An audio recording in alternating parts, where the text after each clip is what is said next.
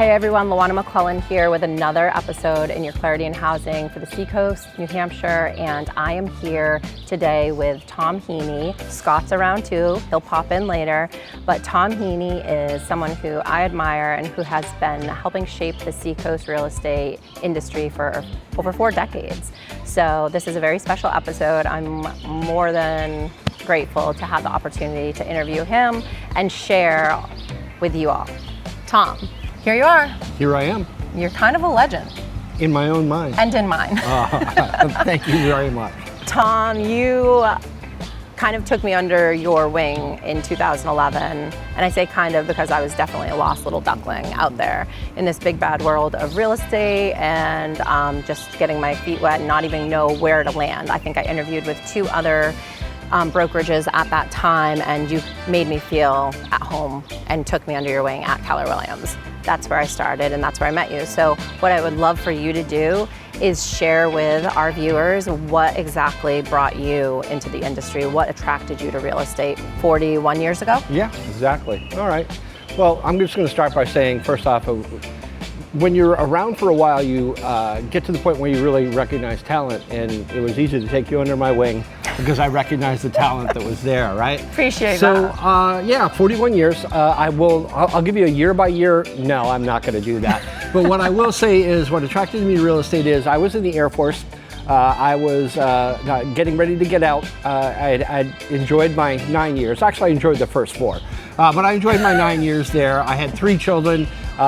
They kind of made this demand on me that they had to have a roof over their head, they had to have food on the table 3 times a day. I mean, kids are funny like that. They are crazy. Yeah. And I looked around and said, you know, what do I have?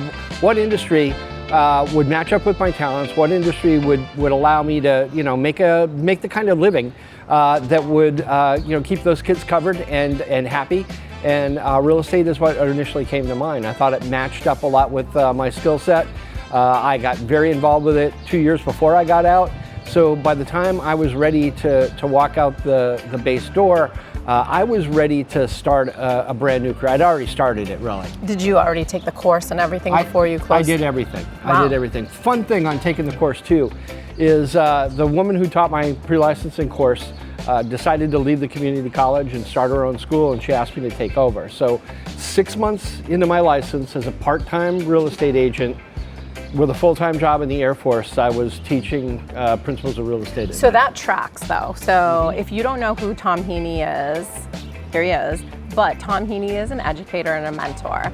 So he was a team leader for Keller Williams Coastal Realty is what it was called then. Now we're Coastal Lakes and Mountains Realty. So Tom, you know, was the team leader at that time, which was, he was helping build, you know, quite frankly, Nate Dickey's business and John Duffy, right?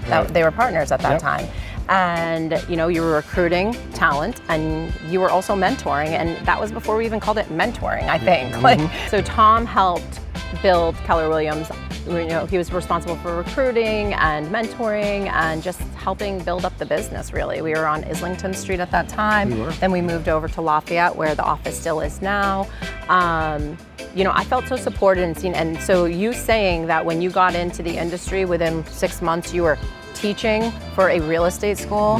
I didn't know that fun fact about you, and that tracks 1,000%. You've taught, you know, you've taught all the educational classes, and I mean, you're a teacher. Essentially, you are an educator. Yeah, I like to think that that's probably the heart of what I do now. Absolutely. And so where you are now, so, I mean, Heany, you have, and I call him Heany, I'm sorry, that's our relationship. And I respond to it, yeah. Sorry. You have seen it all. In 41 years, I mean, you guys used to look through books for real estate. Like, you had to show up at a desk and make calls and do all of those things. I mean, you've seen the evolvement of not just like life, but also the industry, right? Right. And as a whole, I mean, here we are, from where you started 41 years ago to now, AI, like, help me understand where your mind is wrapping all of this. So I don't ever want to slow down. And the one thing that's really incredibly true about real estate is this is a constant state of evolution. Right? It's a very, very, very different business than the one I walked through the door on January 2nd, 1986, my first day in an office. And the evolution has been solid, it has been continuous. if you don't want to get bored, you should become a real estate broker, because as soon as you learn the rules, they change them. Yeah, this is true. And so I think that that's probably one of the things, I mean, what I'm gathering from you that kept you hooked is just that evolution and like the constant learning and change in the industry as a whole, which kept you, you know, baited. Yeah. Like you wanted to know. Absolutely, absolutely. Been a big part of my life. You know, when I started in real estate, we practiced this thing called sub-agency, and then under sub-agency, every real estate agent worked for the seller. That came as a surprise to a lot of the buyers back in those days, by the way, but I won't dwell on that. It changed, so that gave us the flexibility to have discussions with one another. We could share confidentiality because we all worked for the same client. Then around 1989, 1990, this thing got invented called buyer agency. Nowadays, when I explain to agents that once upon a time there was no buyer agency, there was no legal definition of it in the state, it wasn't practiced that way, it tends to blow some minds because it's so much part of the business now. I've gone through watching the internet get invented by Al Gore. You know, we started using email. I started walking around with a BlackBerry, which was like, I was super cool in those days. Did you have the Pearl or the Curve? I had the Curve. Me too. Yeah. I mean, that just explains a lot. Exactly, it really does. I need a full keyboard, please. All of those changes, you know, by the way, when the internet was invented, we were like, oh, internet? Yeah, I'm really good at that. You mean email, right? We did not foresee the marketing opportunities that email was going to create. You know, I was explaining to somebody like a couple months ago, yeah, I ran really late for this appointment. They're like, oh, why didn't you call the other broker? I was like, because cell phones hadn't been invented yet. Imagine what a different business this would be without that, right? Did you have a bag phone? Yeah, I looked like I was calling in an airstrike in Nam when I was using it, absolutely. So I went through that. And then we have this thing that's going on right now called AI, which I think is going to be the next revolution in our business. I couldn't agree more. I've had the pleasure of working at a nationally based company, working for a nationally based company at the head office, which gave me the opportunity to talk to agents all across the country. Because real estate is different depending on where you live. It's a very, very local business. But I've talked to these people who are literally at the front of what's going on in this revolution that we're experiencing. And the ways that they're using AI is just absolutely remarkable how it's changing their day-to-day businesses. It's crazy. Something you just said, actually, I want to touch on because, you know, clarity in housing, Scott and I started this up because we wanted to bring, you know, real facts, real information to our local community and give you clarity in housing, because what you just said, it's a very local thing. It is. You can't just watch national headlines and expect to know what's going on in your market. So working with local professionals that are taking the time to really delve into what's happening and sharing it with you, quite frankly, publicly, Right. not in, you know, not just if you're working with us, but like just to give you the information so you can be educated on what's happening in our local market. So I appreciate you saying that, even not even knowing like that's our mission behind what we're doing here. Well, that's incredibly important for the consumer too, because our evolution is happening fast, very, very quickly, right? So if you're a real estate, if you are the owner of a property and you bought it 7 years ago, that industry, the real estate industry that you bought that in, and that market that you bought that in, is entirely different than today's is. So, you know, over the years, I've talked to a great many sellers in that example who think they know the process because they remember, and they don't remember all of it, by the way, but they remember parts of the process when they went through it 5 years ago, 10 years ago. It's just a whole different process. It's such a different process. Even from like 15 years ago when I started to now, I mean, night and day. I share that with my team now. Like, guys, I had a red folder for a listing, a blue folder for a buyer, a purple folder for a rental, like the green for a commercial. Like, I mean, there was... And all that stuff was written on paper. Yes. Yeah. And I literally went on a listing appointment and called you crying after because I forgot to get a wet signature on a page. And I was like, what do I do? Like, do I go back? And you're like, no, get that when you get the photos. Yeah. By the way, we took our own photos. Like, real estate has evolved so much. Like, it's such a beautiful industry. I absolutely love what I do. Partly because of the involvement of, like, you know, it's always changing.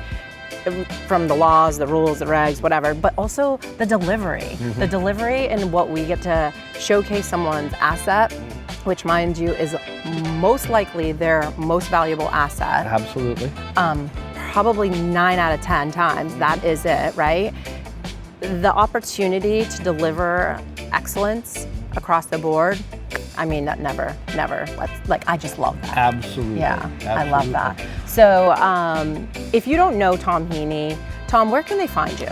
Well, nowadays, they can call my phone because I actually answer it. 867-5309. Yeah. Just kidding. Yeah, thank you very much. A little bit of a dork. I really enjoyed that, and thank you for not standing up and dancing. I should have.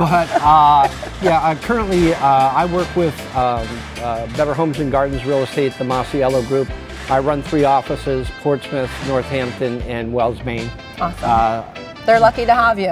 I keep telling them that. You are such an asset, and I am just like, I cannot rave about this man enough. He was my mentor as a new agent. If I have questions, which I do, everyone should have questions. You should always be learning. I will call him probably 8 out of 10 times. I call Tom because I trust him. He's a valid resource, like so on top of everything, and I know he's paying attention to all the things that, like, I'm out in the field running around like a chicken with my head cut off. If something comes up, I'm like, hey, Heany, got a minute? Like, what can you tell me about this? If you don't know Tom, you should get to know Tom. Even just to grab a coffee with him, pick his brain. 41 years in this industry, in the Seacoast specifically. Absolutely. So coffee, lunch, you pay, whatever. Just give me a phone call, I'll be there with you. Thank you so much for letting us interview you. I appreciate it. Love you. And I you.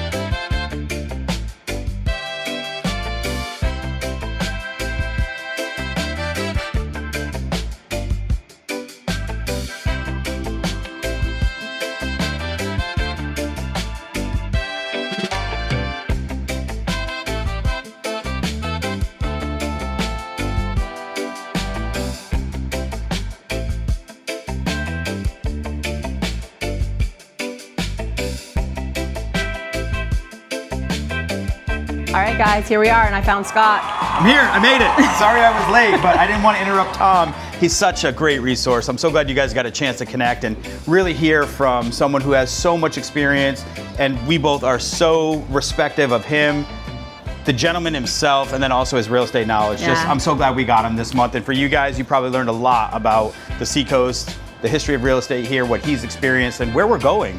I thought it was really interesting what he was forecasting. 100%. And you know how I refer to you as like a walking encyclopedia on lending? He is like a walking encyclopedia on real estate. Yeah, great guy, great guy. Great guy. So where are we today? We are at Envio, which is the rooftop restaurant at the AC Marriott in downtown Portsmouth, which is a great spot. Amazing spot here. I've been here a couple times socially. I know you said you did some events here. Yeah, I've done a 40th birthday party here. I've come to the film festival year after year for the VIP brunch. I mean, this place is wonderful, and I mean, the views you cannot deny. So awesome. And Sarah Bissell, the general manager, was kind enough to let us film here. Shout out to Colwyn Hotel Group. For some of our borrowers that may be transitioning, they have some great long-term stay opportunities as well. So if you end up selling that house with one of our Flybridge home lending products and you need a place to stay in between, look these guys up. They do a great job. Absolutely. Or if you're just visiting the area and getting your feet wet in the Seacoast, trying to figure out if this is a place where you would want to anchor down and, you know, get a house. Yeah. Check it out. Visit first, maybe. Mm-hmm. Yeah. So what do we got in real estate this month? What are we talking about? I mean, Seacoast update. We're going to do that as a whole. We're not going to, you know, dial into just Portsmouth. We're in Portsmouth. I know you love Portsmouth, but we're going to try to spread this out a little bit for everybody. But as a whole, the Seacoast is strong. It's resilient. It's still a seller's market. I mean, days on market are down. Inventory is, is thin. I mean, it's thin. We're gonna call it thin. Yeah. There's more options year over year from last year to this year. There are definitely more options for buyers, right. Which some of my buyers would think is not the case, just because of specifically what they're looking for. Right. But, you know, we're occasionally looking for a unicorn, and when it arrives, we have to pounce. You better jump. And the number that kind of stood out to me was that months of inventory, right? So when we're looking at months of inventory, we're taking in, okay, how many homes usually sell? How many buyers do we have? And right now, that number was under 2 months of inventory. 1.9. That shows you how constrained the market is. That was for the Seacoast, you know, Rockingham County. And so then moving over to the Stratford County, similar situation, obviously lower, you know, price point. Median price is a little lower, days on market was approximately around the same. It was like 19 to 20, like under a month. And then the inventory though, same thing. Very tight. Very tight. Now, at this time of year, borrowers are asking me, should we buy now? Should we wait? And there's a defined seasonality to real estate. When you say those strategic sellers tend to list their homes in March and they try to catch that summer wave. Those are strategic sellers. If you start to see new inventory hit the market in September, October, or November, those aren't strategic sellers, those are motivated sellers. Those are motivated. They're they need selling to sell. for a reason. And I was having a conversation with a buyer that we were doing a credit consult with yesterday, and she said, oh, well, what's the best month to buy? There's no one best month. Sometimes you're gonna buy when you're ready and the house you want is there, right? Don't try to time it necessarily. Yes and no. So yes, I agree with you. If you're ready to buy or you're ready to sell, there's no better time than now, right? However, if we're going to look at like history and how it flows, sure. Like, are you going to be competing with as many people in November, December? No, because everyone's focused on holidays. So if you're like, I'm just going to hold out and wait and see and wait for that home that sat on the market for 70 days because they listed in late September, and there, you know, there is some strategy around that, and you just have to, as a real estate professional, prep your seller for that, because, you know, then it becomes a stigma, right? Yeah, it is. And if you look at the data, the number one metric that we use about value is list price to sale ratio, right? And what we just saw in June was all of the Seacoast was above 101%. So we still see homes going above list price. But if you looked at October, historically, you tend to see that delta with list price to sale ratio being below. So maybe it's 98.5 list price to sale ratio, because again, not strategic sellers, motivated sellers, and they want to really unload that property before they have to carry it through a long winter. So, I would agree. Summary, what do you got? What's that? What is the summary of the Seacoast market that you see right now? It's strong. It's still a seller's market. I mean, if you have inventory that you want to put to market, there's no better time than now. And for a buyer, like, depending on where you're shopping in the Seacoast, or, you know, even Stratford County, which, you know, we adopt into the Seacoast, you know. There are a couple towns that we can loop in. The bridge isn't the end all be all. No, it's not, and I don't ever say that. I grew up over that bridge, man.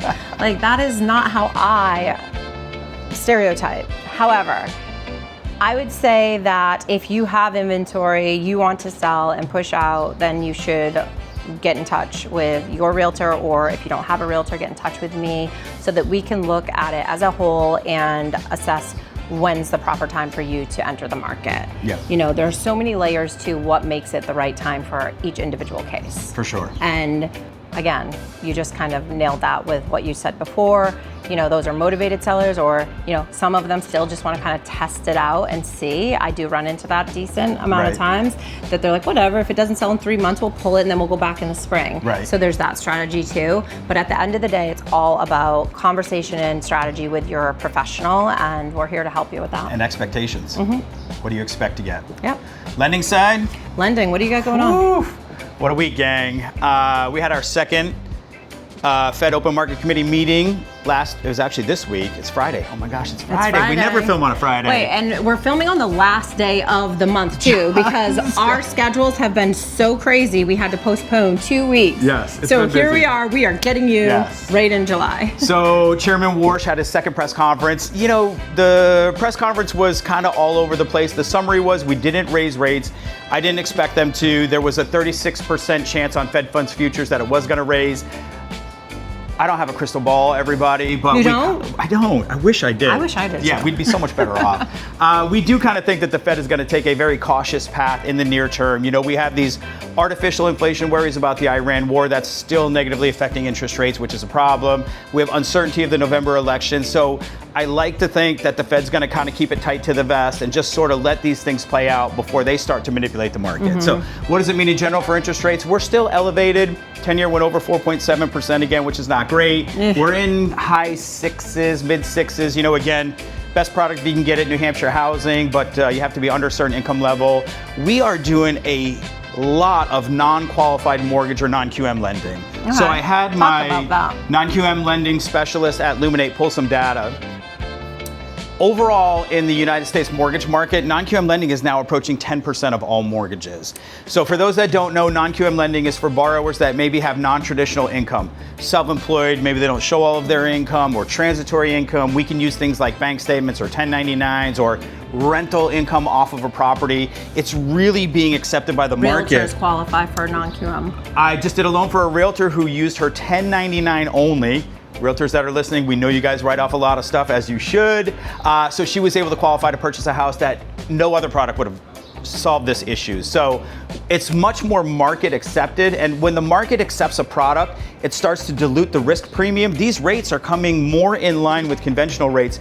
We might be looking at a half-point spread. Music to my ears. It's great. So if you talked to a lender recently, or even in the last 12 months, and you got turned down because they couldn't quantify your income, give us a call. Let's talk about non-QM as a possible solution to you. I have investors that own, 10, 12, 14 houses, and they don't want to pull up 14 mortgage statements, 14 tax statements, 2 years tax returns. They just want to use the rental income from that property to qualify. It's a great tool. We're doing a fair amount of it. So really love that we have this as a tool in our toolbox these days. And, I don't want to say that's contributing to the increased volume year over year, because I think we just looked at that. It was about what, up 10%? It's up 10%, yeah. Yeah, so June of 25 to June of 26, we're seeing more transactions. Which is great, and maybe that's part of it, right? Some of these borrowers that were frozen out now have a tool that makes sense. I mean, to be completely honest, it's like a whole nother job, like getting all of that stuff together, especially for like someone who's real estate investor. Self-employed, like to have to gather all of that stuff in itself could make somebody just not even want to do it. Yeah, the underwriting gets difficult. So yeah, rates are a little bit elevated, but remember, we talk about this a lot. What happens when rates come down? More buyers come out, right? That increases competition. Money gets cheaper, so prices go up. So if this is the time, sometimes you just gotta say, I'm gonna take that rate, I'm gonna go transact now with less competition and lower prices, because only two things you can't change about your house when you buy it.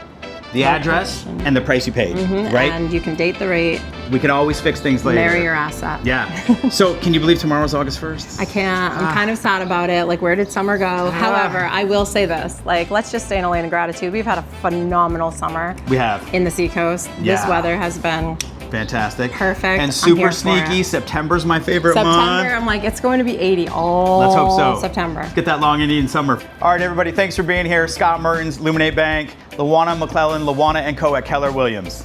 Guys, thank you for tuning in. And please, if you're watching us and you're seeing us, put this out for you every month. If you could head over to our YouTube, like, subscribe, and just tune in, we would greatly appreciate it. We actually really enjoy doing this for you and for us. This gives us a great opportunity to network with our community and also with our, other affiliates in the industry. Partners. Yeah. And the number one thing, and Tom mentioned it, housing is local. We're here to bring you clarity in housing. The mission behind this is to talk about what we're seeing here in our local markets. And so we hope you're enjoying this, and thank you so much. Enjoy the rest of your summer, and we'll see you in August.